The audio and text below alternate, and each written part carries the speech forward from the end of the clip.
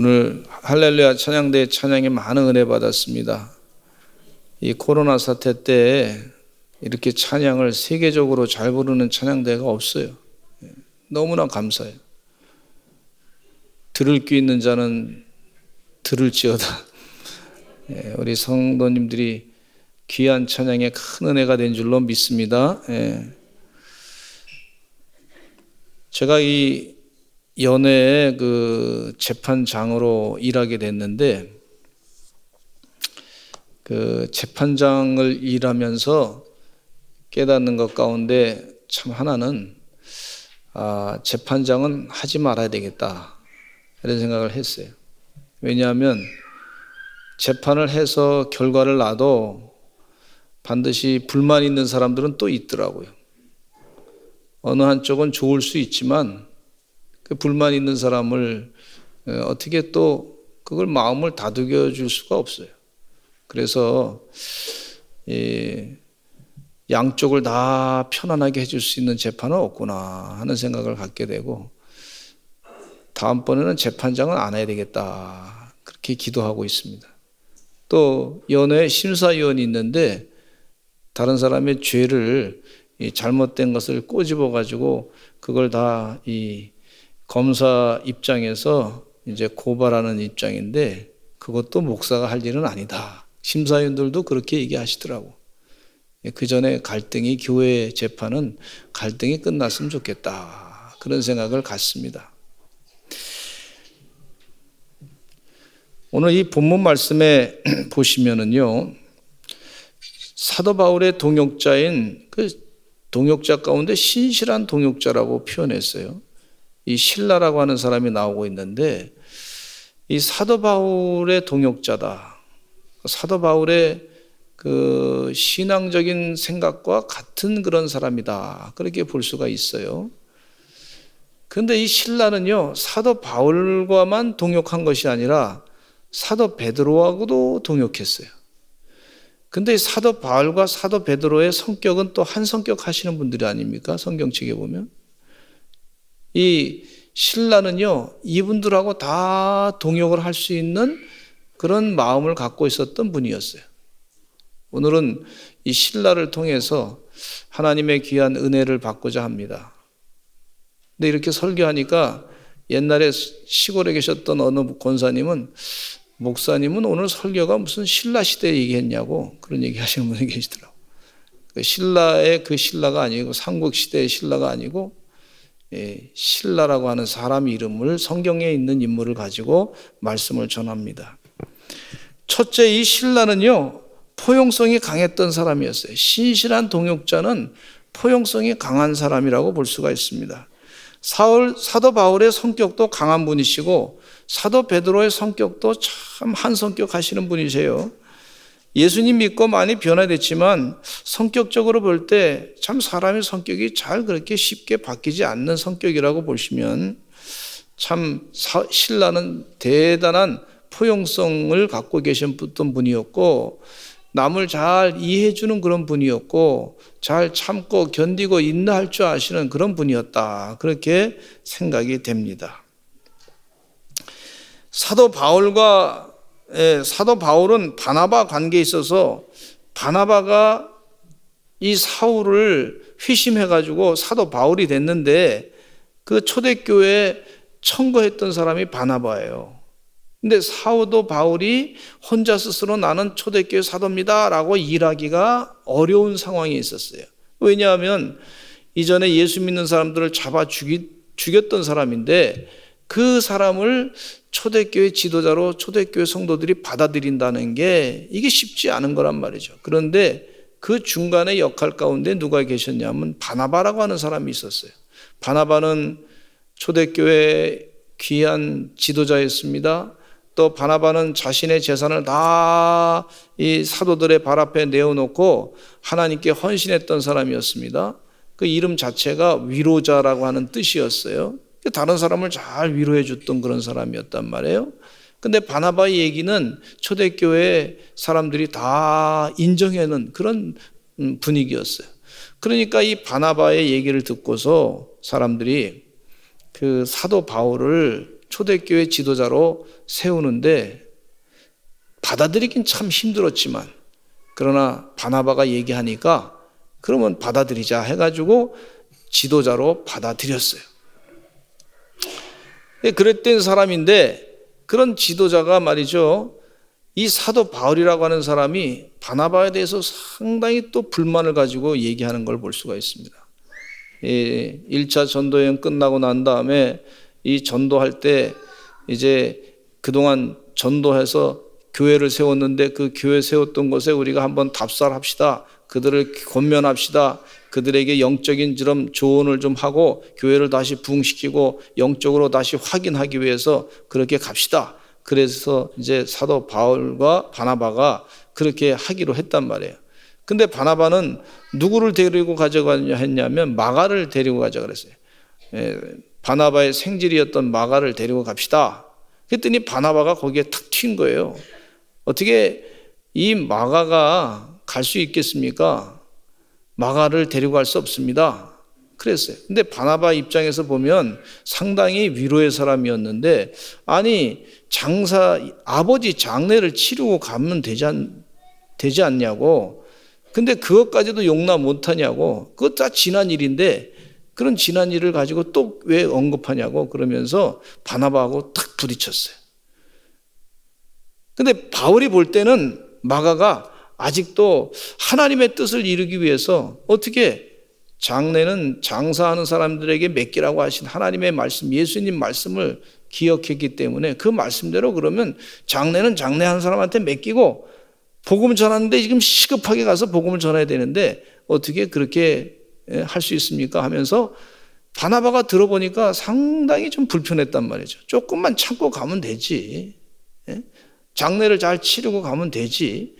왜 그걸 못 참고 그렇게 했느냐 하면서 바나바가 바울하고 부딪힘이 있게 됐어요. 바나바는 상당히 그 편안한 사람이었고 남의 얘기를 잘 이해하는 사람이었는데 바울의 그 도전만큼은 또 용납할 수 없어가지고 아주 상당한 큰 다툼이 일어났던 걸 볼 수가 있어요. 그러니까 바울이 그런 성격의 사람이었어요.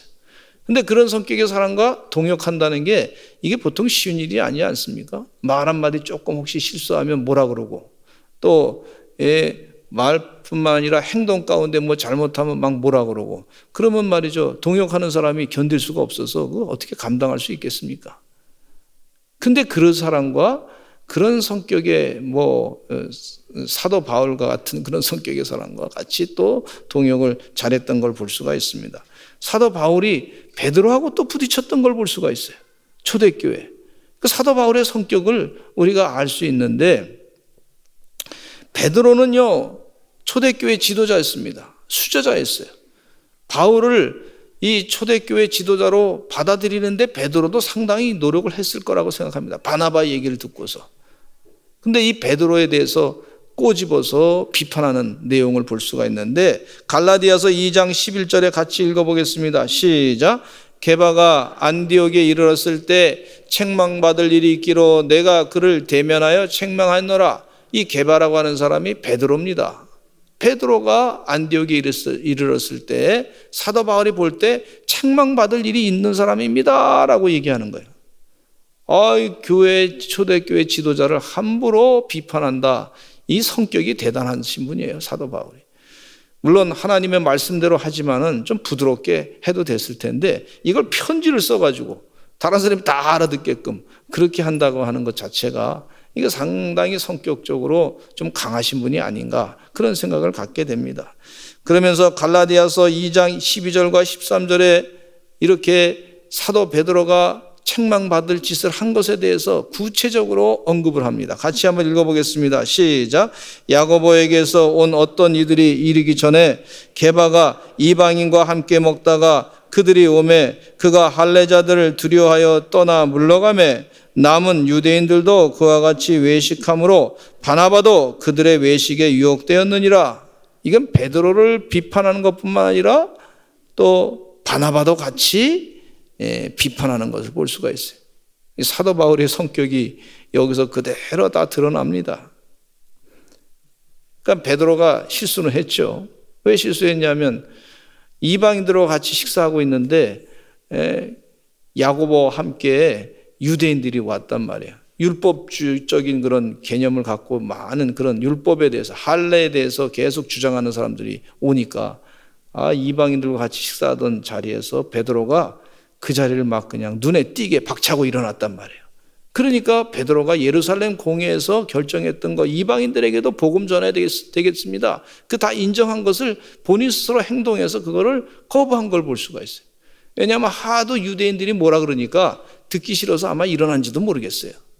근데 이 바울과 바나바, 특별히 이 베드로와 바나바가 한 통속으로 같이 보면서, 그러면서 이 사도 바울이 지도자에 대해서 아주 강력하게 비판한 걸 볼 수가 있어요. 그런 사람과 같이 신라가 동역을 했던 것을 볼 수가 있습니다. 또 이 신라가 바울과만 그렇게 동역했으면 그냥 바울의 사상에 의해서만 계속 그렇게 바울의 신앙과 같이 성격이 비슷한 사람이다 그럴 수 있을 텐데, 나중에 보니까 베드로하고도 같이 동역을 하는 걸 볼 수가 있어요. 베드로도 상당히 자기 수제자라고 하는 그 자존감이 상당히 높았던 분이란 말이죠. 사도 바울과 베드로가 사이가 별로 그렇게 좀 좋지 않은 것이 보이고 좀 껄끄러웠던 것으로 볼 수가 있어요. 교회 지도자로서 어떤 좀 약간의 그런 미묘한 그런 것이 있는데, 근데 베드로하고도 신라가 사이가 좋게 동역을 했던 것을 볼 수가 있습니다. 그러니까 이 신라의 삶을 보면 상당히 포용성이 많았던 분이시고, 또 이분은 헬라적인 문화의 배경을 잘 알고 계셨던 분이시고, 로마 시민권을 가졌던 분이시고, 그러니까 포용성에 대해서 좀 여유가 있었던 그런 분이다, 이렇게 볼 수가 있습니다. 시골에 강원도에 있는 교회에 사역을 나갔는데, 그 사역을 나갔는데 교회가 어느 교회가 크게 부흥한다 하는 얘기를 들었어요. 근데 제가 그 목사님을 만나보니까 이 목사님이 성격이 상당히 급하신 분이에요. 야, 어떻게 급하신 분이 교회를 이렇게 부흥시킬 수 있을까 했는데, 이분이 성격이 급하셔가지고 교인들이 뭐 잘못하면 막 그 자리에서 그냥 막 뭐라 그러고 막 그냥 화를 내시고 막 그러시더라고. 교인들이 막 그냥 화 투덜투덜 하면서 뭐 목사님은 막 그냥 또 그렇게 또 사역을 도와주더라고. 근데 왜 그런가 봤더니 여러 목사님들이 이구동성으로 얘기하기를 그 교회 사모님이 아주 사람이 참 훌륭하시다고. 사모님이 그 혼나신 분들, 개인적으로 막 상처받은 거 좀 감 잡잖아요. 그런 그분을 목사님 앞에 막 얘기 듣고 혼나신 분들 계시면 불러가지고, 목사님, 우리 성도님, 힘드셨죠? 그러면서 이렇게 힘든 거 아시죠? 아시죠? 그러면서 저도 목사님하고 살면서 상처 많이 받습니다. 절 보시고 교회 나오시기 바랍니다. 그래서 위로해 줬다는 거예요. 그래서 그 사모님한테만 가면 그냥 마음이 그냥 싹 녹아가지고 사랑이 많으시니까 또 교회 신앙생활하고, 그래서 교회가 부흥됐다는 거예요. 제가 모시고 있던 목사님께서 이북 분이신데 성격이 상당히 급하신 분이에요. 근데 한번 교회 뭐 일이 잘 안 되면 말이죠, 사모님한테 막 뭐라 그러셔요. 차 안에서 어떤 땐 사모님께서 한번 간증하시는데, 차 안에서 아주 그냥 막 심한 얘기를 들어가지고 차에서 뛰어내리고 싶더래. 한 번은 그런 얘기 하시더라고. 너무너무 힘들어가지고, 그냥 목회고 뭐고, 그냥 목사님 막 성격이 그러시니까 뛰어내리고 싶더래. 근데 그 얘기를 들으신 성도님들이 그 얘기를 듣잖아요. 근데 그 얘기 들으면서 또 성도들이 위로를 받아. 목사님 성격이 급하니까 막 교인들한테 막 뭐라 그러는 얘기를 들으면서 교인들이 또 위로를 받으시더라고. 의도는 뭐 하나님의 뜻대로 하는데 성격은 또 성격대로 또 나오니까 그게 상처가 되는 것을 볼 수가 있어요. 그러나 잘 도와주셔가지고 역할을 하시는 걸 볼 수가 있어요. 교회가 강한 사람만 있어서는 안 됩니다. 신라와 같이 동역을 같이 잘하는 사람, 포용성 있는 사람이 필요한 줄로 믿습니다. 예. 강한 사람이, 성격이 강한 사람. 근데 본인이 성격이 강하다고 얘기하면요, 또 상처받는 분들이 계셔. 내가 왜 강해요? 또 이러시더라고요. 그게 강한 거예요. 내가 왜 강해요? 기분 나빠가지고. 나 이거 안 해요. 그런 사람이 성격이 강한 거예요.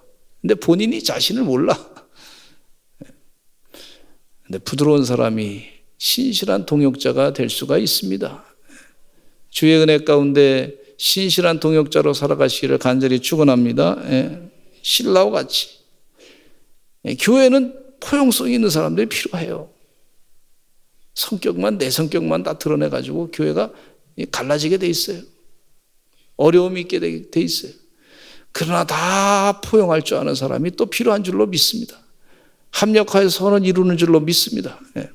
두 번째는요, 이 신라를 통해서 우리가 깨닫는 것은 주 예수 그리스도의 이름을 위해서 열심을 다해서 살았어요. 이 신라는요, 실로아노라고 하는 라틴어 이름이 또 있습니다. 라틴어로 표현할 때는 실로아노라고 그래요. 데살로니가전서 1장 1절에 같이 한번 읽어보겠습니다. 시작. 바울과 실로아노와 디모데는 하나님 아버지와 주 예수 그리스도 안에 있는 데살로니가인의 교회에 편지하노니 은혜와 평강이 너에게 있을지어다. 바울과 실로아노가 편지한다 그랬어요. 근데 신라는 바울과 함께 옥에 갇혔던 사람인데 데살로니가전서 2장 1절과 2절, 데살로니가 전서를 보면은요, 바울과 실로아노가 편지를 보내는데 우리가라고 하는 표현이 나오는 것은 바울과 실라, 디모데 이렇게 얘기하고, 우리가라고 하는 표현 가운데는 이 바울과 실라, 디모데를 말하고 있습니다. 한번 같이 읽어보겠습니다. 시작. 형제들아, 우리가 너희 가운데 들어간 것이 헛되지 않은 줄을 너희가 친히 아나니 너희가 아는 바와 같이 우리가 먼저 빌립보에서 고난과 능욕을 당하였으나 우리 하나님을 힘입어 많은 싸움 중에 하나님의 복음을 너에게 전하였노라. 그래서 우리가 빌립보에서 고난과 능욕을 당했는데 빌립보 감옥에 있었던 걸 얘기하고 있어요. 어떤 사람들은 실라와 실로아노가 다른 사람이다. 아닙니다. 같은 사람이에요. 실로아노는 라틴어 표현이고 이름 자체가. 근데 이 실라는 히브리적인 그런 표현이라고 볼 수가 있어요.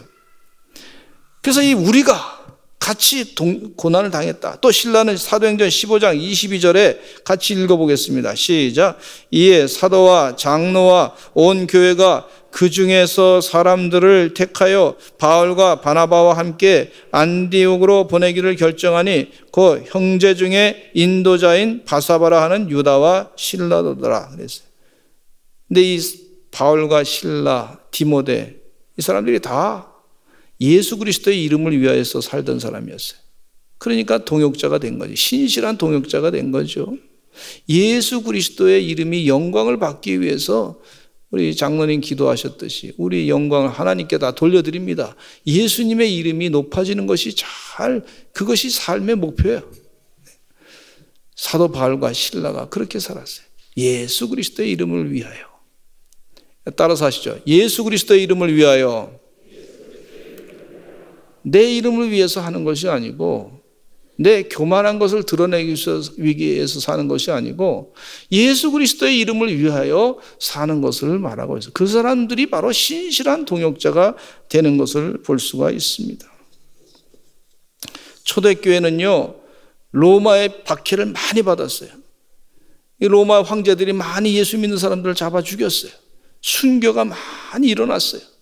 그럴 때 예수 그리스도의 이름을 위해서 사역을 하지 않으면, 주님을 위해서 목숨을 내놓지 아니하면, 그런 결단을 하지 아니하면 이 사역을 감당할 수 없는데 실라가 바로 그런 반열에 들었던 사람이었습니다. 신실한 동역자예요. 제가 미국 이민교회 가가지고 목회하는 동안에 가장 힘들었던 것 가운데 하나가 뭐냐면 여선교회에서 식사하는 게 가장 힘들었어요. 일주일 동안 일하시고 또 여선교회에서 당번을 정해가지고 식사를 주일날 해야 되는데 토요일날 또 와서 일을 준비해야 되잖아요. 미리 준비하려고 그러면. 이 교인들 식사 한 100여 명 같이 한 100명 이상 식사하는데 그걸 준비하려고 그러면 뭐 한 두 사람 뭐 와서 하는데 쉽지 않잖아요. 시간을 또 내서 일주일 동안 열심을 다해서 일하고 또 와서 봉사하는데 이게 쉽지 않단 말이에요. 그러니까 여성교회들끼리 그것 때문에 서로 말이죠. 이 긴장 관계가 상당히 있어요. 주일날 밥 먹기가 제가 상당히 어떤 때 불편할 때가 있어요. 먹긴 먹는데 소화가 잘 안 될 때가 있어요. 이게 괜찮게 편안하게 했나 아니면 불편한 마음으로 했나 분위기 금방 알잖아요. 저희 아내도 많이 도와주고 그렇게 일을 했는데 근데 그 교회 장로님이셨던 분이 이제 그때는 뭐 집사님이셨는데 그 얘기 하시더라고. 어느 교회 다녔었습니까? 이민교회에서 이 식사 문제를 어떻게 해야 됐습니까? 그랬더니 이분 얘기가 자기네 교회 자기가 청년 때 다녔을 때는 어느 교회 권사님이 한 분이 계신데 그분이 고흥국을 잘 끓이시는 분이시라고. 고흥국을 끓이는데 주일날 400명을 대접을 하는데 이분이 혼자서 다 그걸 준비한다는 거예요. 근데요, 이 400명 식사가 쉬운 게 아닙니다. 저도 취사병으로 해봤는데 삼시세 때를 말이죠. 400명씩 대대병력을 밥 먹이는데 그게 쉬운 게 아닙니다. 8명이 와서 봉사를 해야 되는 거예요. 근데 그 일을 다 이분이 감사하면서 나 받은 은혜가 커가지고 내가 주님의 뜻대로 이 일을 봉사한다고 하시면서 근데 이민 목회할 때 보니까 이민 오신 분들이 말이죠. 일반 사회에서는 영어가 잘 안 되잖아요. 자기가 아주 세밀한 부분까지 자기 감정을 다 얘기할 수가 없단 말이죠. 영어로. 그렇게 디테일하게 말할 수 있는 그런 그 영어의 실력들이 다 안 돼요. 그러니까 주일날 교회 와서 그분들하고 같이 식사하는 게 이게 굉장히 이 심리적으로 말이죠. 굉장히 힘을 얻고 가는 거예요. 김치도 먹고 또 밥도 아주 그냥 시컷 먹고 그동안 못 먹었던 쌀밥도 먹고 그리고 공국도 아주 맛있는 거 먹고 그러면서 대화도 시컷 나누고 그러면 그냥 속상했던 것이 쫙 얘기하면서 풀어지니까 근데 그 권사님이 말이죠. 그 공국을 매주마다 끓여야 되는 거예요. 그러니까요. 성도들이 웬만한 불평이 있어도 얘기 안 합니다. 대접받으니까.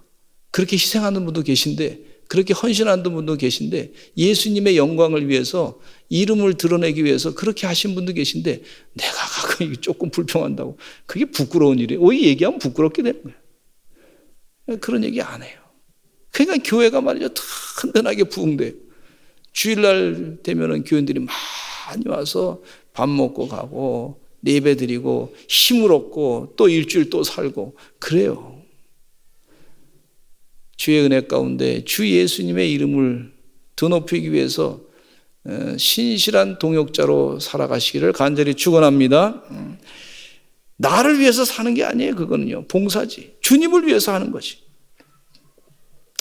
그다음에 세 번째 선교 여행을 볼 수가 있는데 사도 바울은 바나바와 전도한 여러 도시들을 다시 방문하고자 바나바에게 제안해서 선교 여행을 같이 했어요. 여러분 선교 여행을 같이 한다고 하는 것은요. 이 신라가 선교 여행을 같이 하게 됐는데 이 바나바와 관계는 좀 깨졌어요. 근데 이 선교 여행을 같이 할 수 있는 것은 사도 바울과 이 신라가 같이 하게 됐는데 이 선교 여행을 몇 년 동안 가는 건데 여러분 여행 같이 하는 사람이 이 마음에 안 맞으면요 여행 같이 하기 쉽지 않습니다. 지옥 같은 일이에요. 근데 이 신라가요 성격이 굉장히 강하신 바울을 잘 같이 동역하면서 도와준 걸 볼 수가 있어요. 선교 여행을 같이 떠난 거예요. 우리 교회 비전 스쿨에서 선교 여행을 가는데 여러분 선교 여행 자주 가보시기 바랍니다. 그러면 사람들을 다 만날 수, 사람의 성격을 다 파악할 수가 있어요. 금방 알 수가 있어요. 그러면서 내 성격도 알 수가 있어요. 아, 이건 내가 뭘 잘못했구나, 뭘 준비 안 했구나, 뭘 실수했구나. 금방 알 수가 있어요. 같이 간 선교 여행을 이렇게 오랫동안 할 수 있는 것은요, 이 동역자를 잘 만나야지만 할 수 있어요. 빌립보에서 바울과 실라는 감옥에 갇히게 됐어요. 감옥에 갇히게 됐어요. 힘들게 됐어. 그러면 웬만한 사람들은요, 불평이 있으면요, 아니, 당신이 괜히 쓸데없이 그래 가지고 우리 힘들게 됐지 않냐고 이럴 수 있단 말이에요. 근데 이 신라는 그런 불평하지 않았습니다.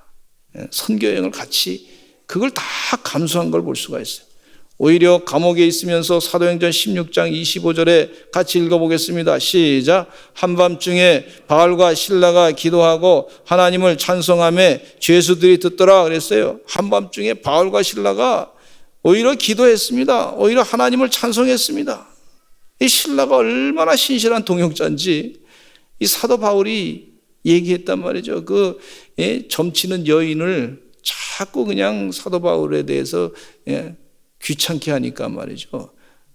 내가 내 예수 그리스도 이름으로 명하노니 내게 명하노니 마귀는 곧 나가라. 그래가지고 났단 말이에요. 그 일 때문에 화근이 돼가지고 감옥에 들어간 거예요. 그러니까 신라가 옆에 가만히 있다 보면 그냥 가만히 계시지 왜 그런 일을 하셨나 뭐 이럴 수도 있단 말이에요. 불평할 수도 있단 말이에요. 그런데 그렇게 하지 아니하고 같이 감옥에 들어가서 고생할 때 기도하고 같이 찬송을 했어요. 이게 동역자, 신실한 동역자인 것을 볼 수가 있습니다. 사도 바울은 감옥 안에서 간수가 자기 몸을 자결하자고 자기 몸을 찔러서 스스로 자결하고자 했을 때 그 안에서 소리를 지르기를 내 몸을 해하지 말라. 우리가 여기 있으니 해하지 말라. 그렇게 얘기하고 이 간수가 다가와서 어떻게 해야 내가 구원받겠습니까? 그랬더니 주 예수를 믿으라. 그리하면 너와 내 집에 구원을 받으리라 하고 그렇게 외쳤어요.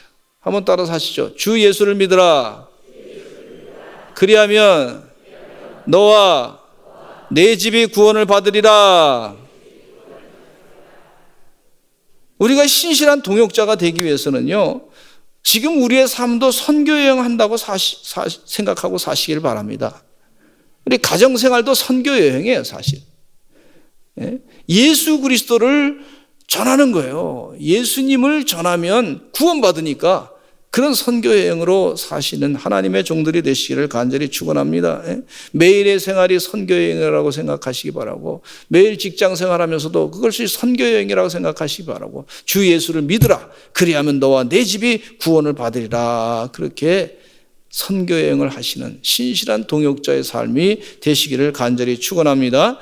멀리 가서 복음을 전하지 못하지만 가까이서 복음을 전할 때 이런 마음으로 전하세요.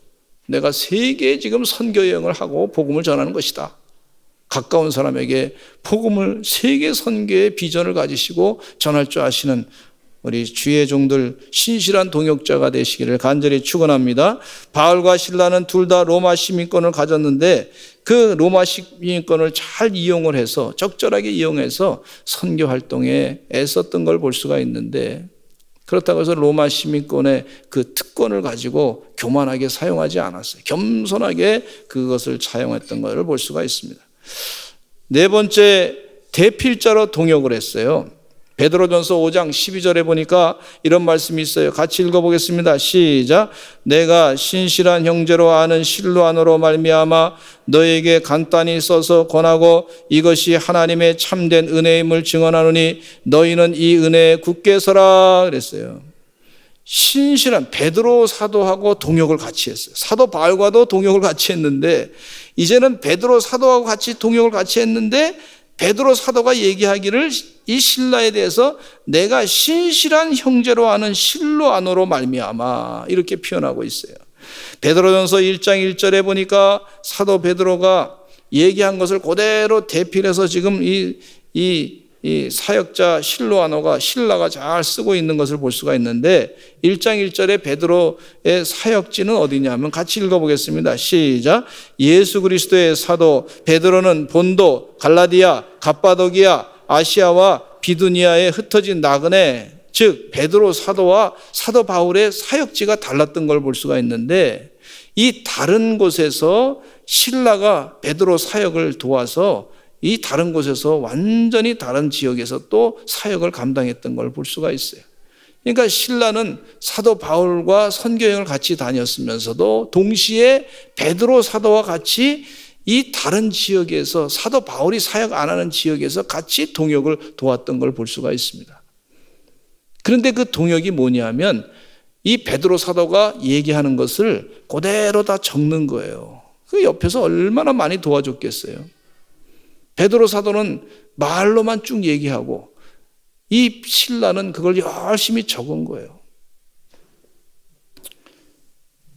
우리도 신실한 동역자로 우리 교회가 일하시는 분들이 참 많습니다.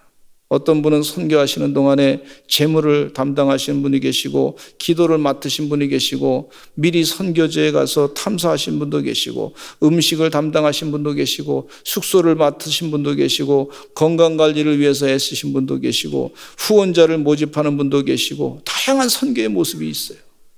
이게 다 동역자입니다. 신실한 동역자. 어떤 분은 법적 문제까지도 해결하시는 분도 계세요. 교회가 어려움 당했을 때 이 법적인 문제까지도 해결하시는 신실한 동역자가 있는 것을 또한 볼 수가 있어요. 선교원이라든지 또 CBA 토요 성경학교 이 모든 일을 감당할 때도 다 동역자들이 있는 걸 볼 수가 있어요. 신실한 동역자 때문에 가능한 줄로 믿습니다. 신라를 통해서 우리가 겸손한 동역자의 태도를 볼 수가 있는데 모세는요 40년 동안이나 사역을 감당하는 동안에 그분도 상당히 힘들었어요. 그래서 막 성격이 또 대쪽 같은 분이시잖아요. 아주 강하신 분이란 말이에요. 예? 근데 40년 동안 모세를 따라다니면서 시종으로 한마디 말하지 아니하고 모세를 철저하게 도왔던 사람이 여호수아입니다. 참된 동역자였어요. 아주 긍정적인 생각을 가졌던 분이에요. 하나님의 뜻대로 우리가 날아가야 되겠다. 그러면서 끝까지 모세를 도왔던 걸 볼 수가 있어요. 이스라엘 백성들이 40년 동안 굶어 죽은 사람은 없지만 불평한 사람은 많이 있어요. 그 불평한 사람도 다 죽었어요. 근데 여호수아는요 불평 한마디 하지 아니하고 모세의 사역에 철저하게 긍정적으로 생각하면서 도왔던 걸 볼 수가 있어요. 뭐 식사도 갖다 드렸고 뭐 여러 가지 엄청난 일을 했을 거라고 생각합니다. 그런 동역자, 신실한 동역자로 살아갈 줄 아시는 하나님의 종들이 되시기를 간절히 축원합니다. 이 시대는요 어떤 사람들이 다 자기가 다 최고가 되려고 그래. 교회에서는 그럴 필요가 없습니다.